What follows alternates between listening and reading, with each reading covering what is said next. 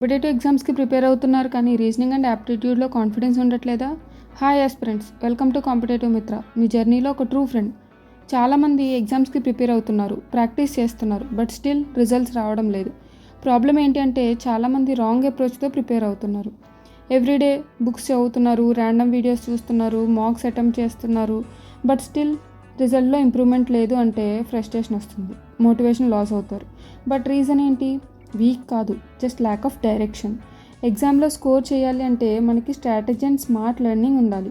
Imagine చేసుకోండి, exam హాల్లో question చూసాక మీ ఫేస్లో ఒక స్మైల్ వస్తే ఆ ఫీల్ ఎలా ఉంటుంది? ర్యాండమ్ ప్రాక్టీస్ కాకుండా ప్రాపర్ సిస్టమ్ ఫాలో అయితే టైం సేవ్ అవుతుంది, ఇంకా కాన్ఫిడెన్స్ కూడా పెరుగుతుంది.